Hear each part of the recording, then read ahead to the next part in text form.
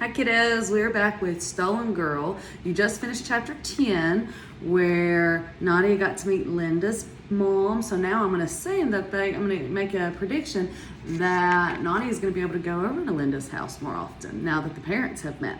We're on to chapter 11. This one is titled Ghosts. I had a friend in Linda, parents who loved me and a roof over my head.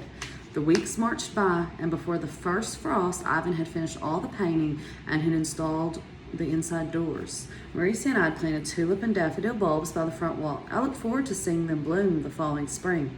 I was lucky to be loved by Marisa and Ivan. It wasn't all perfect. Eric still called me the Hitler girl whenever he saw me at recess or on the way home, and he made a point of seeing me often. Thank goodness that other boy had tired of the game. My memories of the past had stopped coming at me so quickly, and I was able to I'm gonna start that over. And I was able to sort some of them out, but there were still huge blanks in my memory. On the last Sunday evening in October, I sat between Marisa and Ivan on the cinder block steps at the back of our house. Someone in the neighborhood must have been burning leaves because there was a haze in the air and I could smell smoke. Marisa brewed a pot of chamomile tea with honey, and we each sipped a mug of it. As I sat there between the two people who had changed their lives to protect me, I looked at the swing that Ivan had made for me. I saw the lilac bushes that he had planted for me. I thought of Marisa protecting me in the camp and of the skirt and blouse that her farm-worn hands had stitched with love. I began to cry. "What is the matter?" said Marisa, leaning her head onto my shoulder. My throat was filled with sobs. "Nothing, it's fine, it's fine." I tried to stop the tears, but they had a mind of their own. Have you ever yourself cried because you were so happy, or seen someone cry not out of sadness, but out of being happy? My throat was filled with sobs. Wait, I think I read that. Anyways, nothing, it's fine, it's fine. I tried to stop the tears, but they had a mind of their own. "Did you have another nightmare?" asked Ivan. I shook my head. "I am happy," I said. "I don't know how you can love me, but I'm glad that you do." "Nadia, Nadia," cooed Marcia, "you may not be the daughter of my blood, but you are the daughter of my heart. I love you, and Ivan loves you." "But I don't deserve to be loved," I sobbed. "You say I'm not a Nazi, but my memories say I am." Ivan pulled a handkerchief out of his pocket and dried my tears. "Tell us everything you know, Nadia. Maybe we can help you make sense of it all." My memories tumbled out. I told them about Eva and the pink dress and where I thought it came from. I told them about the books I was forbidden to read and the one I was forced to read. I told them about meeting Hitler. It seemed like Marisa had known some of this, but not all. Ivan sat listening in silence, his lips set in a thin, grim line. When I finished, I was empty of tears. "Do you remember when we met?" she asked. I closed my eyes and thought hard. Marisa was so much a part of my life, but exactly when we met, I drew a blank. Marisa and I escaping on the flatbed of the train was a vivid memory, and the day we arrived at the DP camp. On the edge of my dreams was an image of Marisa with that same German family at the same farm in the countryside. I didn't know how she fit in, but she was somehow there, and so were lilac bushes. Marisa back then was like a once familiar song now forgotten. "Do you want me to tell you about it?" she asked. I began to shake. I had no idea why.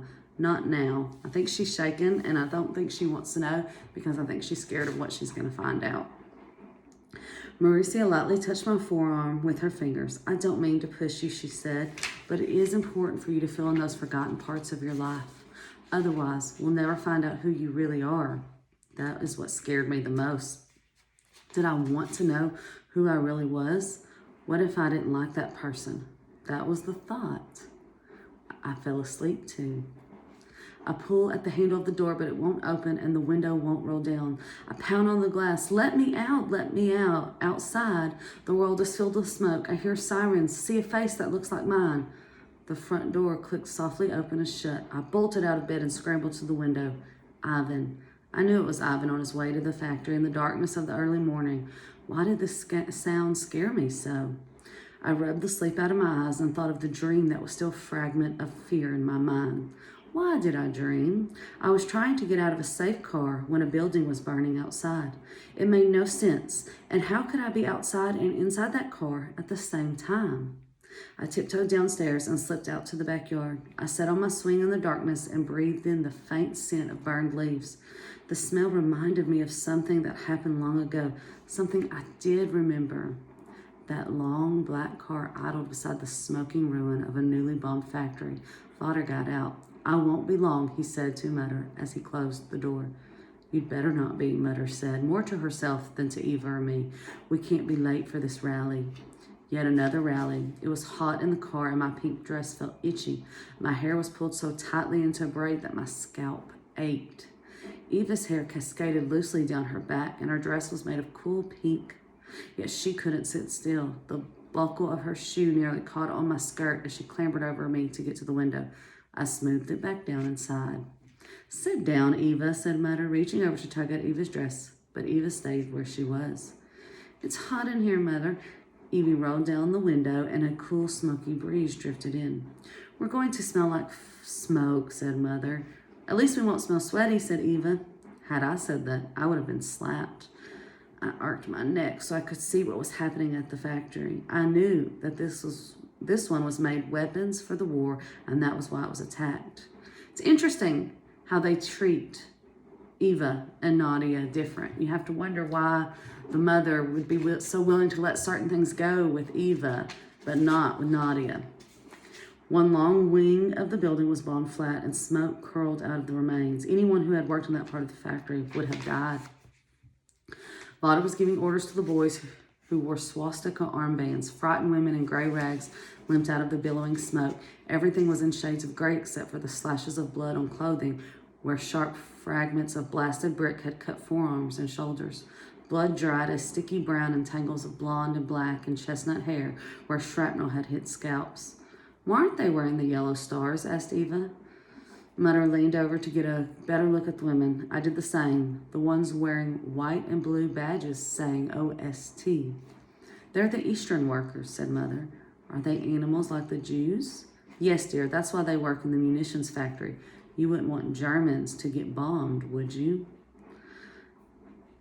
That makes me think that the Germans knew those places were going to get bombed, so instead of putting their own people there, they put these OST people. It was like I squinted at individual faces in the sad and tattered crowd of OST workers.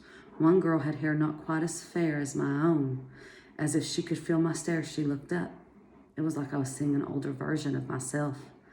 Our eyes met and her mouth formed a wide O of shock. She tried to call something to me, but then one of the Hitler youths stepped in front of her and pushed her away. The back door opened with a squeak. I blinked once and then again and looked around. It was daylight and I was on my swing. My feet were blue with cold. I looked to the back door and Marussia was standing there clutching a thin house coat around her shoulders. "Nadia," she said, "I had no idea you were out here. You are going to catch your death." I stumbled a bit on frozen legs as I got off the swing. Marussia wrapped a blanket around me when I got inside. She busied herself at the stove and set a mug of scalding cocoa on the table in front of me. It warmed my fingers as I raised it to my lips. Flashes and flakes of that memory still seemed as real as my cocoa. That girl who looked like me, I knew now that it wasn't me, and the OST badge she wore, where had I seen that before? "Did you remember something more?" "Not about when we met," I said. "I remembered about that black car, and I know why there was smoke." I told her about the bombing and the girl who looked like me. She reached out and took one of my hands. She didn't say anything for a bit. It was like she was trying to figure out what to say.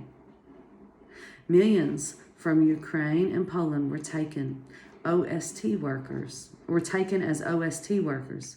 I had an image of Marussia in a worn gray dress with an OST badge stitched to her chest.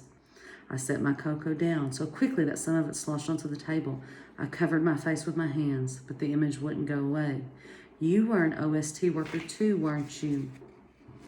"Nadia," she said, "your memory is coming back. Do you remember when we met? Were you at the bombed out factory? Was it you I saw?" But even as I asked the question, I knew that I was wrong. Looking at Marussia was not like looking at an older version of me. "We met at the farm, Nadia. Try to remember." Parts of it came back to me. The military truck stopping in our drive, a soldier unlatching the back door, and an OST woman tumbling out onto the gravel. From the stench, I could tell she'd been traveling for a long time. Marussia trying to stand, but her legs so wobbly that she falls back down, looking up and seeing me, then me feeling so guilty of my finery and of who I was, and running back into the farmhouse to hide in shame. I remember, Marussia, I said in a small voice. I remember now. Where did you come from? Zelenia, said Marussia, a small village in eastern Ukraine. The Germans came and ordered everyone my age to come to the village square. Anyone who didn't come was rooted out and shot. They sorted through us. I was loaded to the back of a truck. She brushed a tear from her cheek with the back of her hand. It wasn't heated, and we weren't given food. Some people had bits of food with them, and we shared it. We traveled for many days. And then you were taken to the farm? No, she said. I was sent to work at the Ford factory in Cologne. Wisps of the past drifted into my mind. The bombed-out weapons plant. I'm glad they didn't have you making bombs, I whispered. And that way I was lucky, she said. But we were still slaves. How did you get to the farm, I asked. At the car factory, they locked us into a big barracks at night, she said, but I escaped. I was caught and sent back, but the factory didn't want me back. They said I was undependable, so I was sent to a concentration camp. But I convinced them that I was a good cook. I was given to General Himmel, who gave me to his wife. I stared at my Coco, the man who I knew as father. She knew as General Himmel. The thought of what she had been through made my stomach churn. It is good that you're beginning to remember, she said, and you remember more. You will understand why you have nothing to feel guilty about. Why don't you just tell me everything you know about my past, I asked. Wouldn't that be simpler? I don't know your whole past, she said. I'm afraid that if I tell you what I know, I could influence your memories. It's best for you to air this out as the memories surface. That's easier for you to say, I told her angrily. You don't have to live with these nightmares. She was silent for a moment. She brushed away a tear from my eye, then reached out her hand and placed it on top of mine. I am living with my own ghosts. So we got to learn a little bit about their past. We know that Nadia's name used to be Gretchen Himmel, and we know that Marussia was given to the Himmel family as a cook. So those are things we want to remember as we keep reading. See you next time.